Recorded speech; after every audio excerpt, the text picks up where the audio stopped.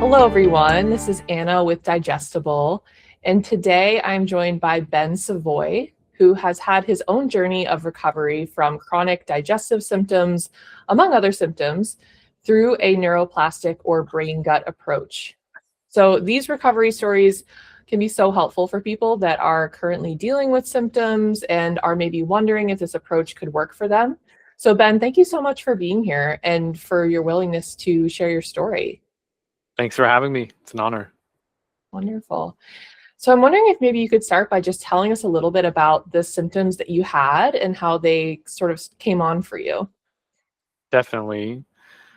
The story I tell is always evolving. So this is probably the next evolution of what I have told the last time I told it, because it's hard to remember every single detail.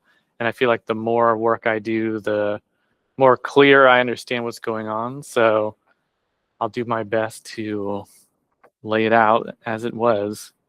And it really all started when I was around 6 years old, and I essentially developed a emetophobia, which is a fear of throwing up.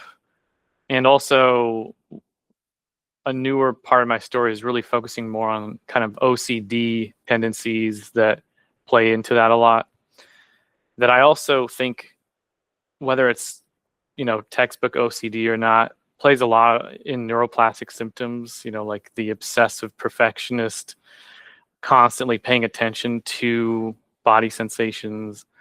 And so when I was around 6, I developed that from what I believe is probably just, really bad gastritis or, a stomach bug or something that caused me to have a really bad stomach sickness that lasted probably just all night. And then I think what happened was it might have not hit me all that much the first time, but then I think I got, food poisoning or something else. And because I can specifically remember these times when I was just feeling really sick and throwing up a lot, which happens to a lot of kids, it's pretty normal. It wasn't dangerous. But afterwards, instead of getting better and just going back to my normal life, I basically had consistent nausea and stomach problems that wouldn't go away.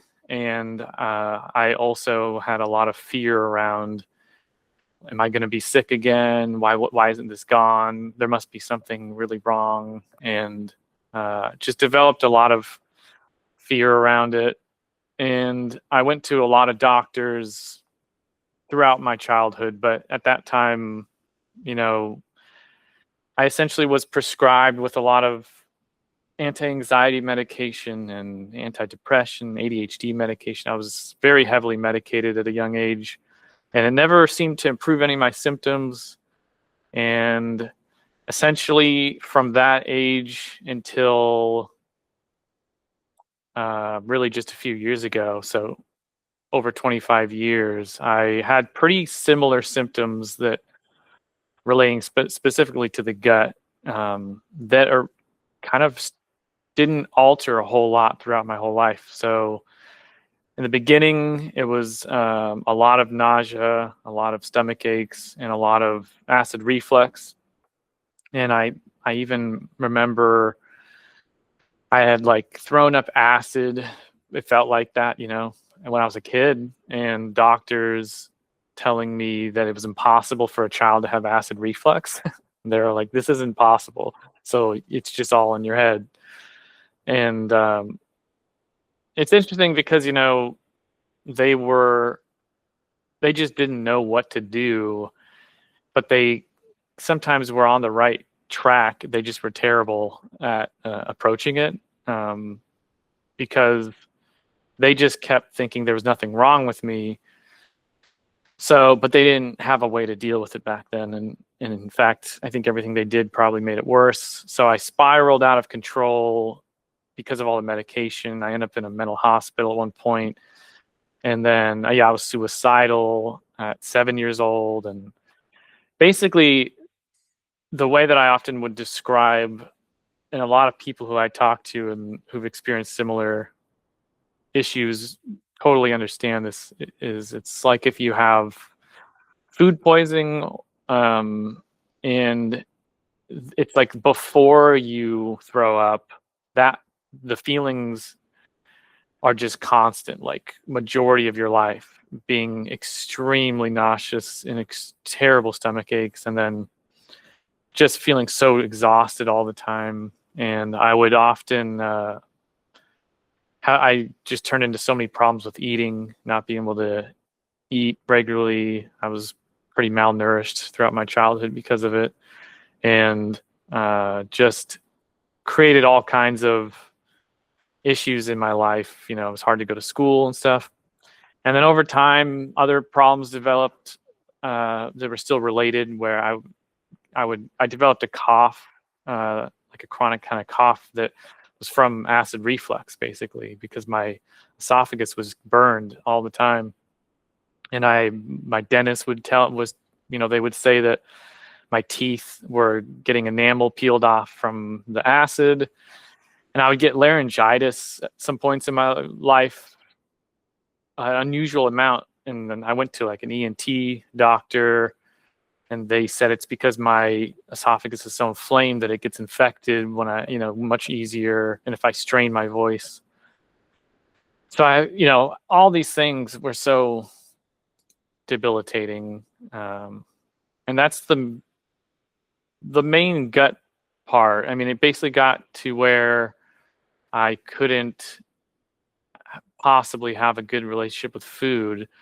So it was only junk food, surprisingly, in a way, because that's kind of the grossest food in a way. But like candy, I could eat because there's stuff that, gave me some sort of good feeling, because I had such bad feelings for food. So like anything that was nutritious, was just scary to me. And so I got diagnosed with IBS, and at the time, it was even less understood. So it was just a diagnosis with not much else provided other than putting it as a written thing on a piece of paper, and then like there was no medication or anything really that they said I should do. And I was given some direction over time from different doctors, and I saw so many different specialists, and one thing was to, very young, like probably in the very beginning of this sort of trend, to stop eating gluten, stop eating dairy. And I don't think it actually really ever had an effect at the time when I first tried it. But that kind of set the stage for really deep conditioning to think that there's a connection between a food causing the problem. Because in the beginning, I never really thought about it that way. I thought it's like, I'm just the problem. And then I learned, oh, okay, the food is the problem. So then, all food became that much more problematic and scary, and, created a fear cycle. Yeah, it can create such a slippery slope once you start thinking in those terms. And well, first of all, I want to say I'm so sorry for this young version of you that had to go through that. And I think the emetophobia aspect of it is a lot of people can relate to. And that can be such a vicious cycle too, where it's like the anxiety itself can increase the nausea that we're then becoming more anxious of, right? So it's like this like really vicious cycle, symptom fear cycle that we can fall into with that as well. And then when it generalizes to the other areas, like the foods we're eating, then the fear kind of like attaches to that. And so you were cutting out gluten and dairy, and tell us a little bit more about like that path of like food restriction, how that looked for you. And then how did you kind of find your way out of that? Because I know you mentioned before that you've reintroduced some of those foods once you started kind of seeing that connection, the more brain gut connection aspect of your symptoms. Yeah, I mean, it took a really long time. So during all the years I was in school, high school, I was experimenting with different things that doctors, naturopathic doctors, and different types of doctors would recommend. And I basically didn't eat gluten from a certain point on ever again. And then I didn't really eat dairy. And then by the time I was 20, I those were really the only two things that I was 100% restricting, but I'd become really fixed on trying to figure out food and, and going down a different ways of thinking about, dieting or, for health. And that it's just a lot of focus was on physical things. Like an important part of this too is until probably this is really interesting, is from age 8 until probably 4 months ago, I didn't even have acknowledgement or memory of emetophobia. So my entire life, I never thought about it at all. And after age 8, it just was gone from it was deep inside, So, like the fears that, one thing maybe we can get more in this too, but one thing I think a lot about that I don't hear specifically talked about in quite the same way is like fear that is repressed rather than emotions necessarily, or like having worries that you're not even aware of, or anxieties about, that could be something you're not really aware of. And so just very recently, I've noticed or kind of unleashed this. First, I was working on a lot of other stuff, but I really unleashed finding out, what am I hiding from? And so, and that's kind of, we'll get to the question of what got me out of it, but I'll go back a little bit. So after age 20, I basically, from age 20 to 30, I sort of gradually just got worse and restricted more. And throughout that whole time, I was actually trying to approach it more than I ever had. So it was like the more I worked on it, the worse it got. And the more doctors I saw, the more I learned, the less I got better. So, I mean, I went down many, many paths, tried everything that, I could find. I got really lucky because, well, at the time I viewed it as luck, but I got really lucky because in Portland, where I live, it's where a lot of the work on SIBO, small intestine bacterial overgrowth, was done initially. And some of the people who are really big in that field worked in the city and had a clinic. So I saw them and finally felt like I was getting somewhere. And then I, maxed out all my credit cards and desperately followed all what they had me, all the protocols that they wanted me to do.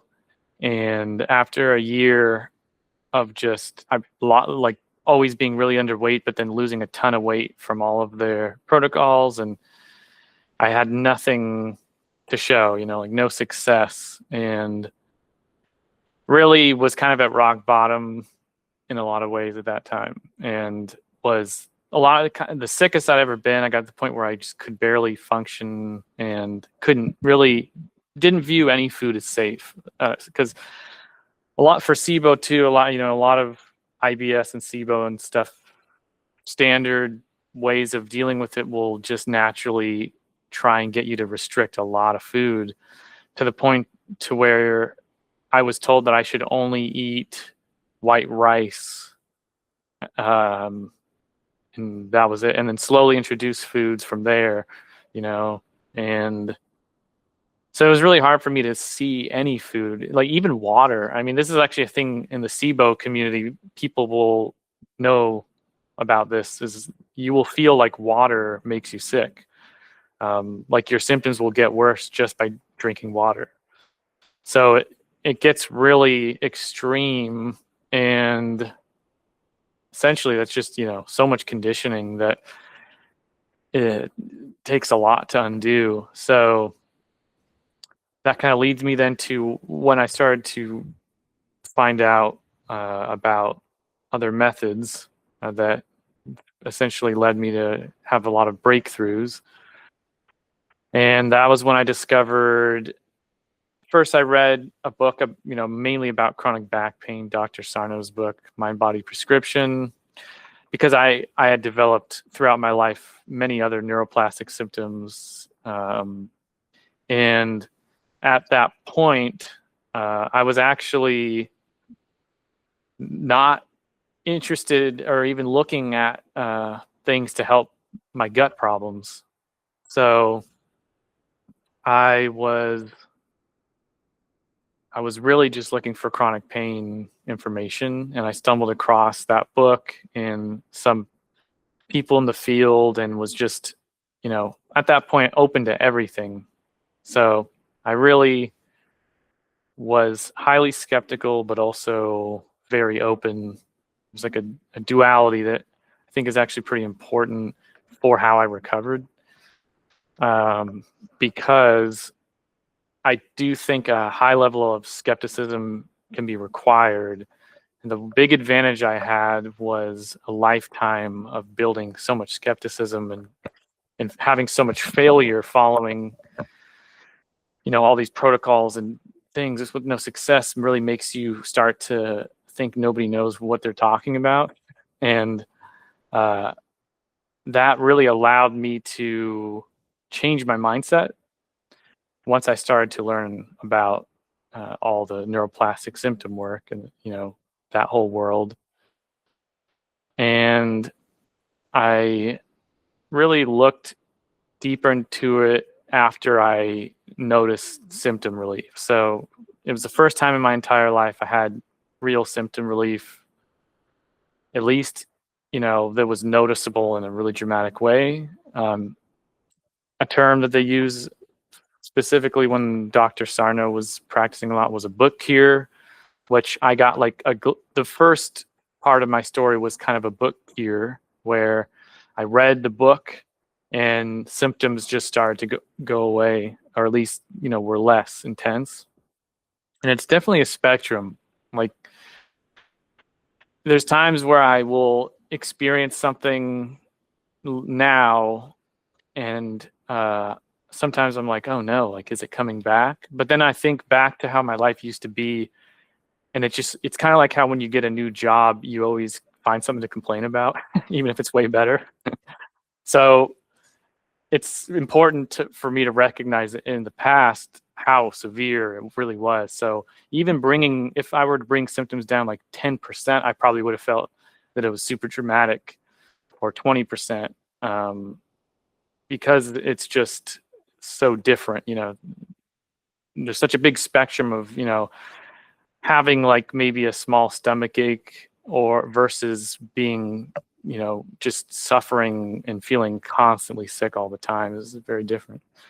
And at the time, I basically just started to really connect with what was going on in a way that made a ton of sense, because I've been looking my whole life for an aha moment or something that really clicked, desperately looking. And I was really careful not to get too excited and really analyze it, to make sure that it was tangible and that I could quantify what was happening. Like, am I just experiencing a coincidence, and winter was always my worst time. And I went a whole winter with the least amount of symptoms I ever had. And I spent, the time after I read the book really changing my mindset. So that was kind of the first step. And I hadn't gotten to a point where I understood it how as I do now. And I didn't gradually introduce foods, or, I kind of just went all out and was eating anything I wanted, and was kind of experimenting with everything. And I had a lot of, it was just a roller coaster, you know, like I'd have days where I had zero symptoms for the first time in my entire life that I remember.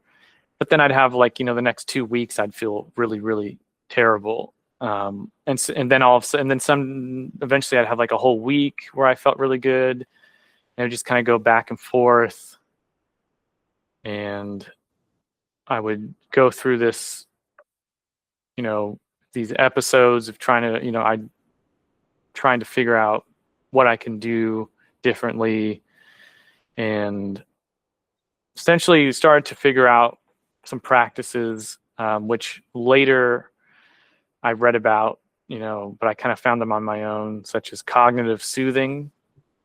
I would basically just tell myself as I'm experiencing symptoms that these symptoms are not dangerous. I would just basically repeat in my head over and over again.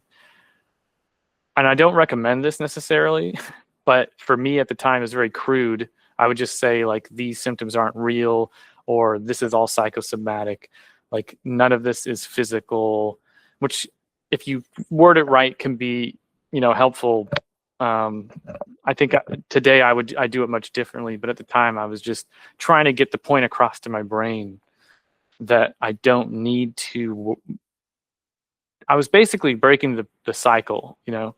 I was telling myself, if I feel, no matter how sick I feel, I'm going to feel sick anyway, so who cares? You know, I was like, why don't I just try that out, try to stop giving it so much attention. And that was really, yeah, when I started, I got to a place at some point where I had zero symptoms for a long time. And when it really became clear that it was neuroplastic was when I started to build really profound evidence. And that's another part that is really important, is noticing evidence, understanding when there's evidence so that you can use it, because there's a common thread that I find with people with neuroplastic symptoms is they're too smart for their own good. Like their brain is just too good at doing what it does. It's never people who are just super chill and laid back and don't care about anything. I wish I could be like that, and just be like, you know, who cares about my arm's broken, my stomach hurts, but I'm fine, doesn't matter. And that thread is really important, because you have to, when you're that good at convincing yourself of things, you have to like argue against that person that is you, you know. You have to figure out how to change their mind and to kind of be logical. If you're, you know, if you're a very logical perfectionist type of person, it takes a lot of convincing. So the evidence, something I paid a lot of attention to, and the first real big evidence was when my gut symptoms all went away. They all went to my brain. So I started to get really bad brain fog, really bad like fatigue, where I couldn't think straight. And it would be after I eat gluten or dairy, or just sometimes just a regular meal.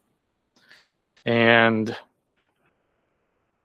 I felt like I was trading one thing for the other, which, you know, the symptom imperative is the term often used for that. But if you were to explain that to a doctor or anyone who's just familiar with the medical world, it sounds so wild, to have severe chronic symptoms that just go somewhere else entirely, especially with gut stuff, because, you know, it's different than like having a spot in your back that hurts. It's like a very systemic problem. So it's really good evidence of what, you know, of what's going on, because that wouldn't just happen. That's just not, it doesn't make any sense to just have all your symptoms go away and then all of a sudden your brain just can't function instead. Yeah, and just to share for anyone who maybe hasn't heard that term before, so the symptom imperative is kind of referring to this phenomenon where if you start making progress on one neuroplastic symptom and it starts to go away, a new one may pop up, kind of like a game of whack-a-mole. I experienced this too. It's funny you said your gut symptoms went to your head because that's exactly what happened to me. I started getting migraines and TMJ pain. Mm-hmm.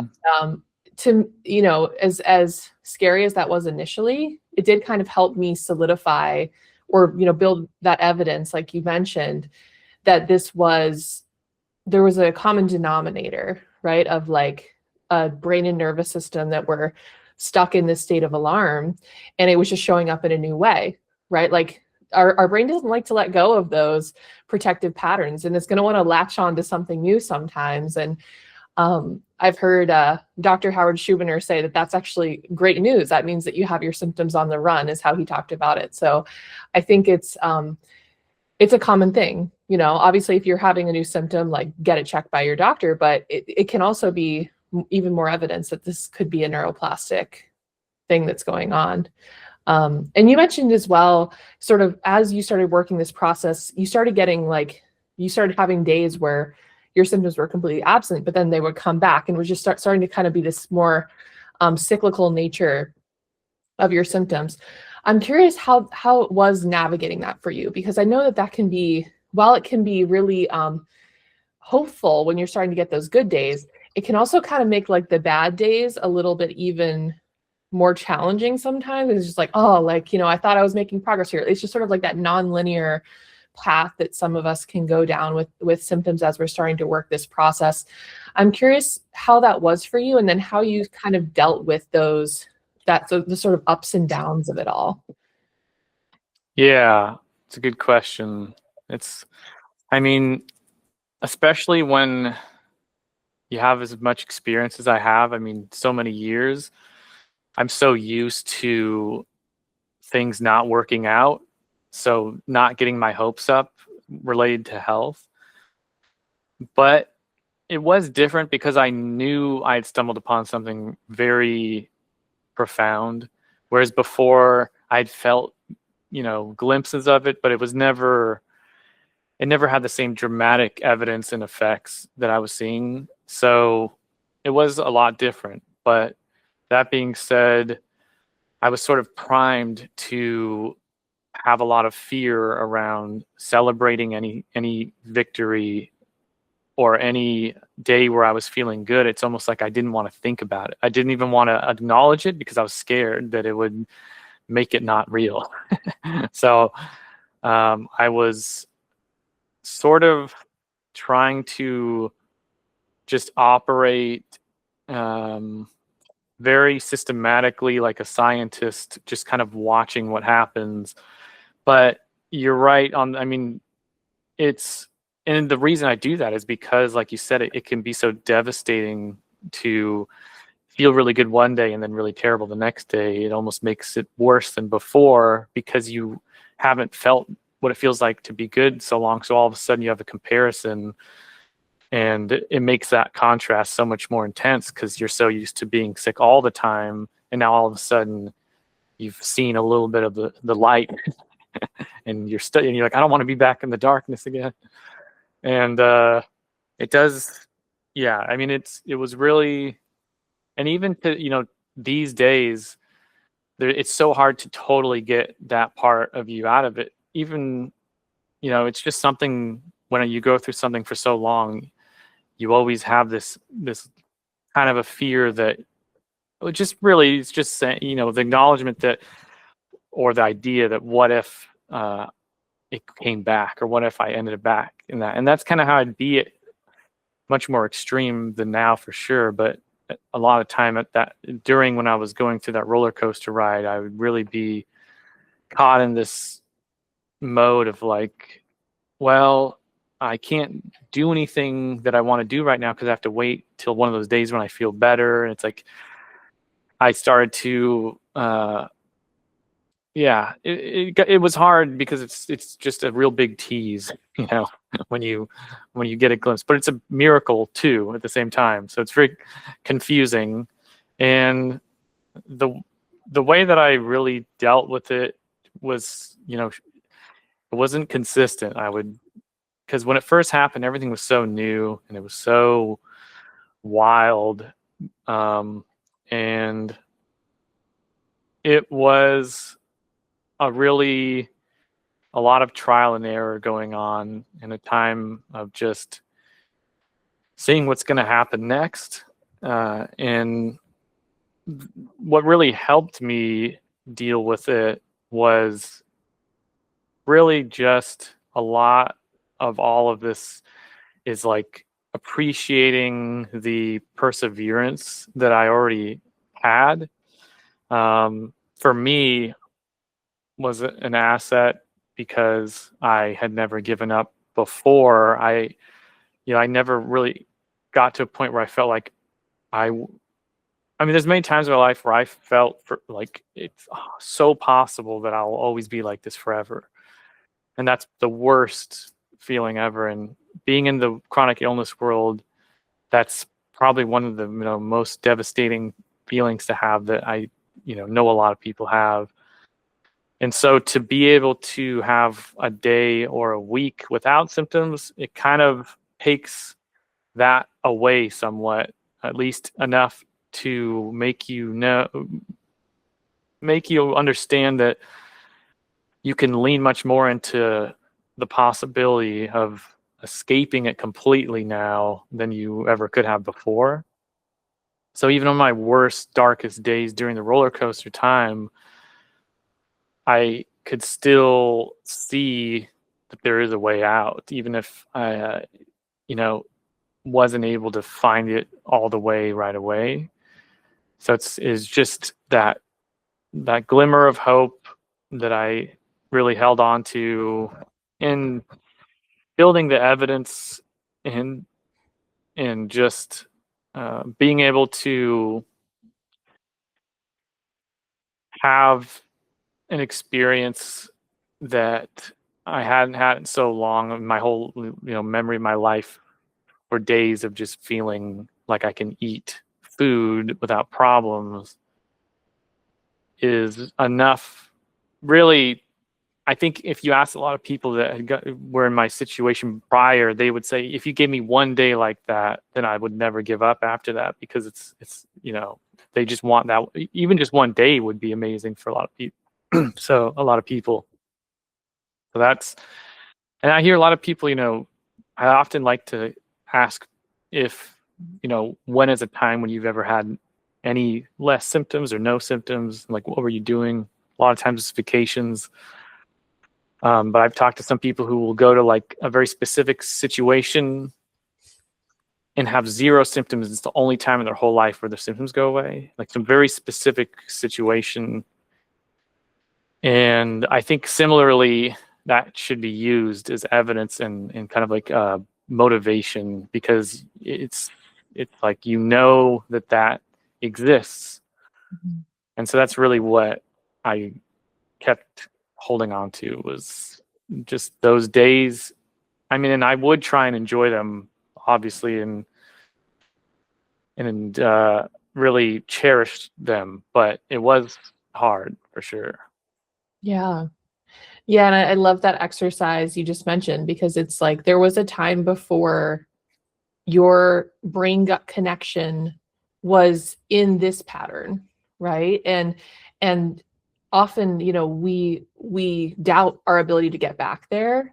But even like you mentioned, just finding those little glimpses of moments or little times when we have that, and using that as a way to sort of like propel us forward and like gain that hope. I wanted to ask you as well about when you were building evidence for yourself and kind of like dialoguing with this maybe fearful or skeptical part of your brain.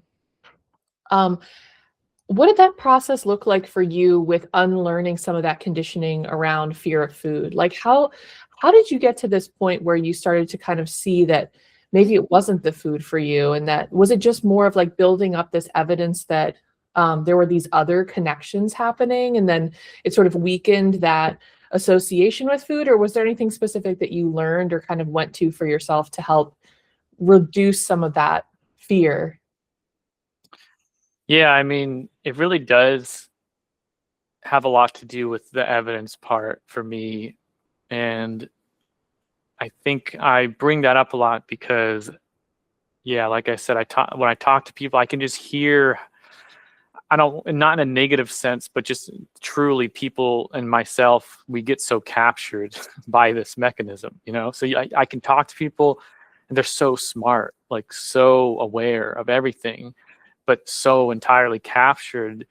So it's so hard to get, it's like so hard to battle yourself in that way because you're so good at talking yourself into these situations to convince yourself of things. And even to this day, I mean, really recently, like the example I'll probably talk about right now is a really good one is with dairy, because I systematically went from not being able to eat dairy to over time being able to eat it like every single day. And now it's like a main part of my diet where I didn't eat it for majority of my life. And evidence was a big part of that. Just being, because if you can eat dairy once without a problem, that's just a little bit of evidence right there. Because if you really just think about how the gut works, it's like it's hard to think that it's going to just make random exceptions. There can be some mechanism maybe to where you could make sense of that, but realistically, most of the time, like it's going to be the brain making exceptions. It's not going to be like, today I just don't think I'm going to be able to digest dairy, but yesterday was fine, you know, or I mean, or a week or whatever. I mean, I would just, I had already gotten to a point where I believed that food wasn't the problem. And I mean, that was before I was actually eating everything that I eat now. And I think for gut stuff, a big difference between gut stuff and pain, like in the back or in a physical source of pain that is less of a system issue. I think a big difference is that it's not always overnight. Like I couldn't just eat dairy tomorrow after not eating it forever just because I changed my mindset. I think, I could get away with having some times where I have no symptoms, but my gut had been in this situation for so long. Like, and SIBO is very, in particular, like it's just important to recognize the whole mechanism, the whole cause is that it's a slow gut, basically. I mean, the migrating motor complex is slow. So foods ferment that aren't supposed to be fermenting, and then these create all kinds of problems. And they're fermenting in places that they shouldn't be because they're not being swept through.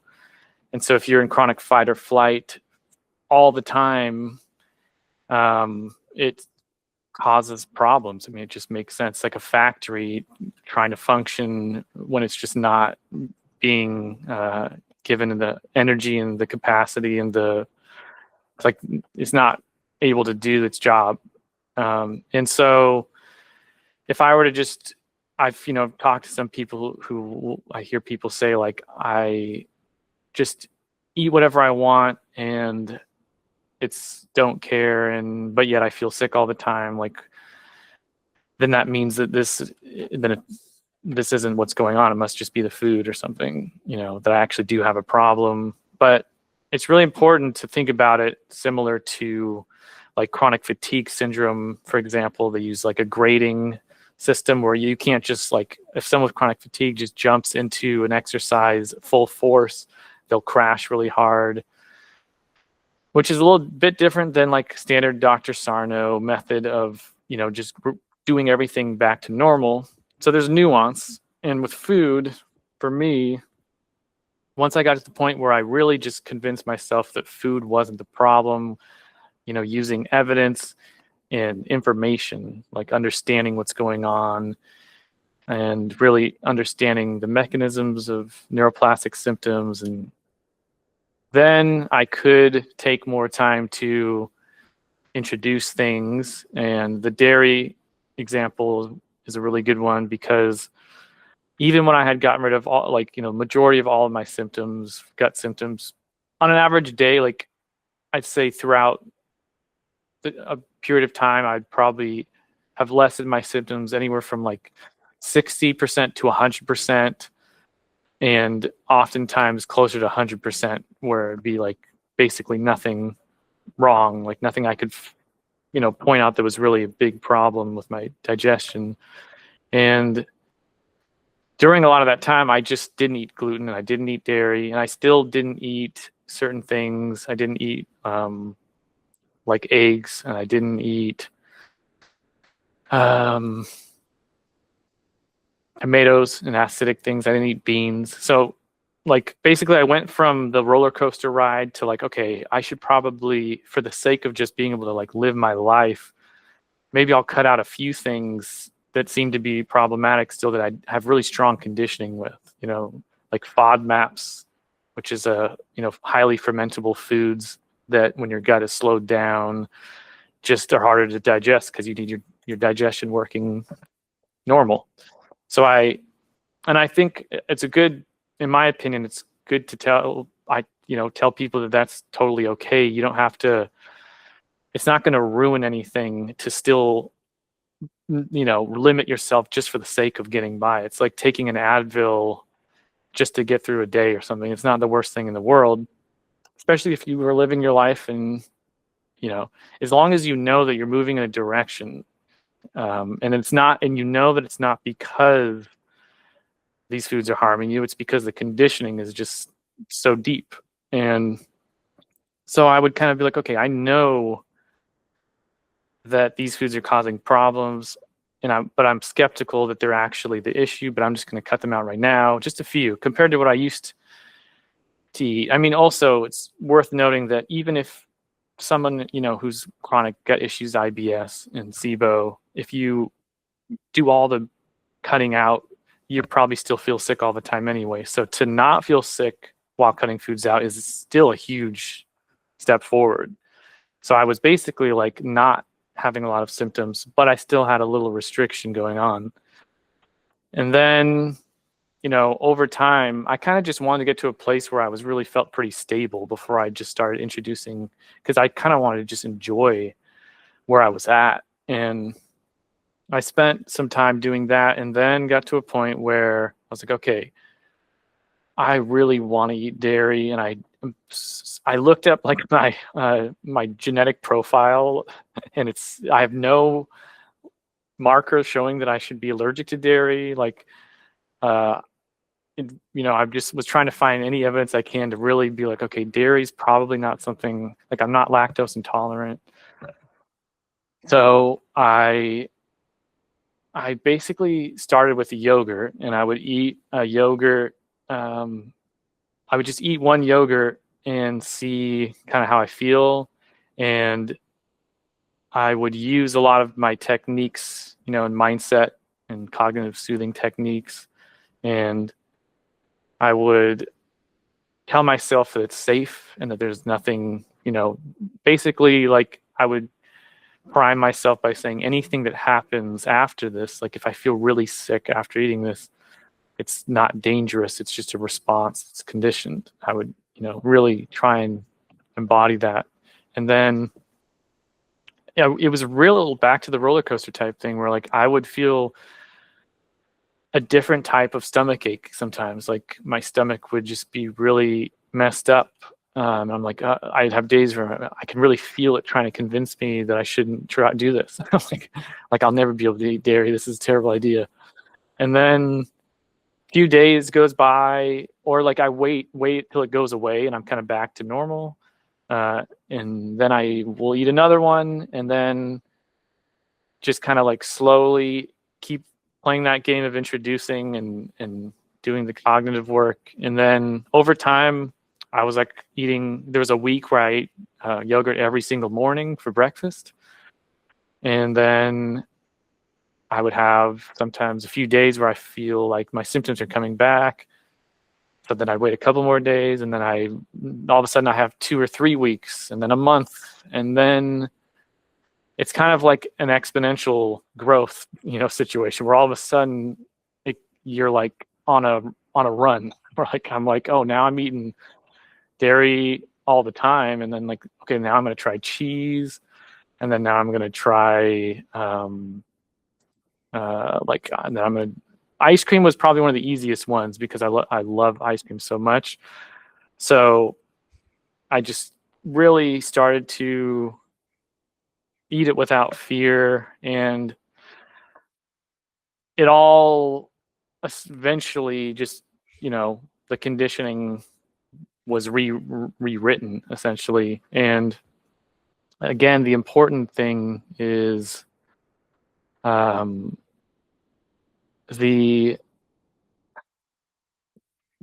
gradual introduction is really important if it's something that's really, I think, is really a big trigger, or something that you just or have a lot of fear around, because other things like beans and tomatoes, they just weren't as deep. I mean, I even think the conditioning of just how we look at it as a society makes such a bigger impact, right? So if people are always talking about these problem foods, or like how dairy can be inflammatory, or how gluten has all these problems, or anything. I mean, these days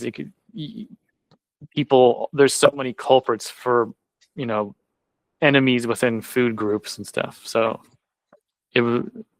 it's like detaching that is really important. Like just separating all the noise, like, and just kind of realizing that food is not the problem. And in fact, I also think, Dr. Sarno's thing of living as if nothing is a problem unless you were told it is, because it's like an emergency almost.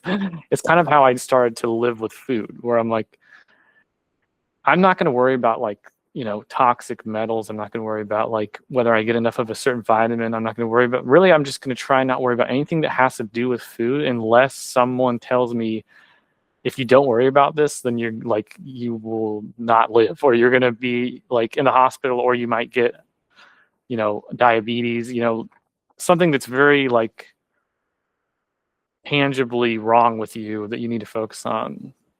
It sounds like you build up a lot of like trust in your own body, and to even be able to do those reintroductions and do that cognitive soothing, which is also so aligned with the tools that we have in the Digestible program around like priming your body, like you mentioned, to like help get into that rest and digest state before eating. Mm-hmm. And like pairing those experiences of safety with that food again and again. But it's just amazing to hear how you built up that trust in, even if, the symptoms come on after that experience, right? Like you saw so clearly that was coming from a conditioned response for you, and that there wasn't any true objective like danger in that experience, even if the symptoms came up, which can be such a hard place to get to, right? Like when we've lived in fear of these symptoms for maybe a very long time. But it's, I think you just articulated that so well. And I'm curious, it sounds like you've made so much progress in this area too. I'm curious if you could share a little bit about some of the things that you can do today that you couldn't when you were kind of in the midst of symptoms, whether that's, things you can eat or do, or just sort of like, how has your life changed since applying this mind-body approach or brain-gut approach to your symptoms? Yeah, I mean, it's very dramatic. It's my whole life, I couldn't eat with other people in so many situations. I couldn't feel comfortable traveling or enjoying. I think one of the things that, is so hard, that is underappreciated how hard it is on people, is not being able to take part in meals with other people, which is like one of the most basic human biological bonding, experiences, and creating a community and just being accepted and feeling like you're a part of, what's going on. So I think it can do so much damage to people mentally. And so being able to do that, and is just, really amazing. Being able to eat things that I love that I've never been able to eat, and being able to just have the repercussions, or the, I guess that's not the, more the benefits, like having the benefits of that are less to do with food, just being able to not have to worry and stress so much about food, like on a day-to-day basis. It's so programmed into me that even now when I have no symptoms, I still struggle with just the thing of like trying to figure out what to eat sometimes, because I'm so used to that. Whereas like, people have never had problems, they just like eat random stuff whenever, like, oh, there's a meal. I never, growing up my whole life, I'd never be able to have that really great thing of getting free meals or like, oh, my parents made this meal, you just come eat with us at dinner, and like, or all day long, like at the office we have lunch, and like at this situation they have free food. I would never be able to eat any of that stuff, so I'm like always trying to figure out like what I can eat, leave a situation to go eat. I even had situations where I like went like hanging out with people, and I brought a camping stove with like the food that only I could, like for me, so I could make food while they're in a restaurant and I'm outside miserable, like, and still feeling sick even though I'm trying to eat safe foods. So to not be in that situation is really amazing. Yeah, it is such a social thing, right? I love that you brought that up, because it's not just about the symptoms in your body. Like, this really impacts all these different areas of life. And food is so much more than just nourishment and calories, right? It's culturally important, it's socially important, and all these aspects of our lives that help us feel good. Food is so central to that. And so that's why it's like healing this relationship with food. The main goal that we often go into this with is to reduce our symptoms and have more freedom around what we can eat. But it is often so much bigger than that. When it comes to like how we can live our lives. So thank you for sharing that. And I would love to kind of wrap up with this question. So if someone had come to you who is in the midst of struggling with IBS and is thinking about getting started on this neuroplastic or brain gut regulation approach, as we like to call it at Digestible, what would you tell them? Like, what advice would you give them of like getting started? And I know you've shared so much great advice on this call already, but just curious to hear if there's anything else you'd want to share with them. I think, yeah, there's advice I would give that's like a general kind of just like to just not give up, but, and that is what I would say for sure. But I think a lot of this work requires being really like cutthroat honest sometimes, to be able to experience a breakthrough, and self-compassion has to be part of it. So it can't be like an attack on yourself, but it has to be stern, like you like a really good strict parent. and I think it's really important to never underestimate how good your brain is at tricking you. And I just think that's so important, because while we come up with really, really good convincing arguments that, against this type of work, a lot of times to ourselves, or like, they are so convincing of that there is something wrong with me, that I'm different, that I'm the one case that they won't that doesn't fit this. And I think it's just important to realize that that's all part of the same protective mechanism. And the best argument that you come up with that is a reason why you do have something wrong with you, and why your situation is not going to fit into this methodology, is is just a great example of that protective mechanism, and to remember that so that you can start to come up with arguments against it and start to win those arguments with evidence and with, you know, gradual changes that you see, and to just be aware that you don't want to be, it really is a duality. You don't want to be at war with yourself, but you don't want to just, you do have to change the way you think, and it's going to try really hard to win, to, you know, keep you protected, because it's trying to protect you, and you're trying to say, you know what, it's my time to, you know, decide how I want to be protected, and to kind of, you know, be stern and self-compassionate. And I think that's really a big part of it. I love that. It is like, it's such a normal part of the journey to have that fear and doubt and skepticism, like, especially when we're first starting to learn about this connection. And like you said, it's just another form of that. It's just the same, a protective part of your brain just trying to keep you safe. And especially when you've been through, you know, I think many folks have been through feeling like they've tried it all. And I think you described that like paradox of healing so well, where it's like often many of us feel like the harder we're trying in the beginning, it's just like making it worse. And it often is, right? Because we're just getting more afraid of the symptoms, more afraid of what's going on in our bodies, and that just compounds everything. But when we can start to take this different approach, and sometimes it feels a little bit unnatural at first because we're going against these very well-worn patterns, neural pathways, things that are conditioned responses that our brain and nervous system have learned. But I love just this whole theme that you talked about with building that evidence for yourself, like seeing it for yourself in your own experience, and seeing even these little shifts and improvements or inconsistencies that kind of reveal, hey, the brain is playing a role here, can be so powerful in just breaking out of that cycle that can be so such a vicious cycle with fear around our symptoms or food, or, you know, whatever the focus is of that particular moment.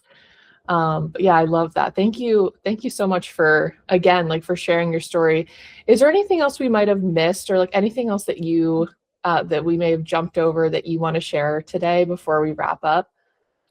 Oh, geez, there's so much. We could probably talk for so long, but I think one thing, just a theme recently that I've thought about that I find useful is, and I kind of touched on it, but to just really, in the, you know, in the most positive way possible, to just remind yourself not to care about things like, you know, the term wearing it loosely people use,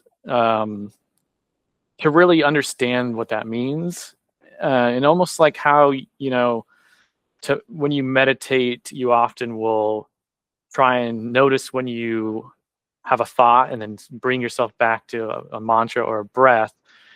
As you go throughout your day, kind of pay attention to when you find yourself caring a lot about something that maybe you think is just for you to care about, that's really important to care about, but actually you can kind of let go of, and therefore accept it rather than fight against it.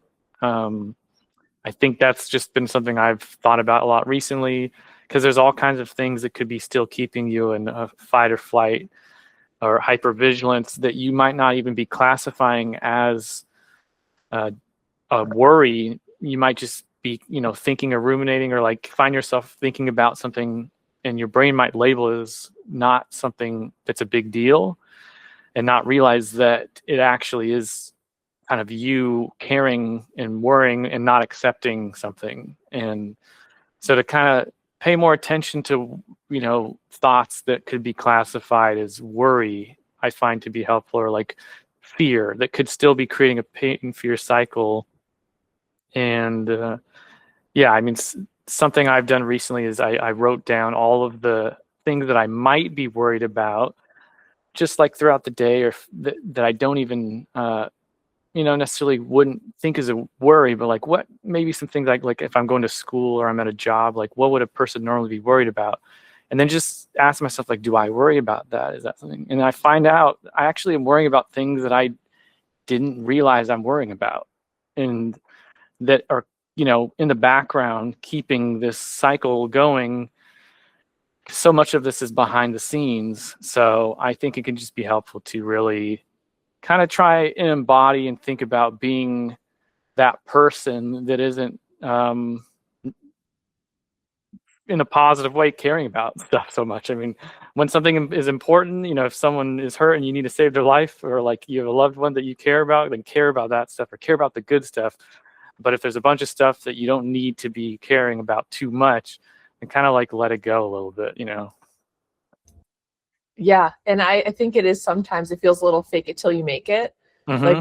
Like how you describe that, because I think it's like, yeah, how would I think or respond in this situation if I was somebody who Mm-hmm. wasn't really worried about this, right? Like sometimes like shifting your mind into like almost as if you were someone else who could access that, right? Because it is like it's such a strong pattern that we can fall into with that, but sometimes, and I love the idea of like kind of getting more aware of those worry thoughts too, because those can also really happen super out of our conscious awareness. Like really, Completely. we're operating on this program that we don't even recognize that we're operating within until you start listening. And it's like, oh yeah, I am actually worrying about that right now. That's where my thoughts are going to, and that has this physiological response in my body when I'm living in this pattern of worry, or fear or stress or whatever it is. I love that. Wonderful.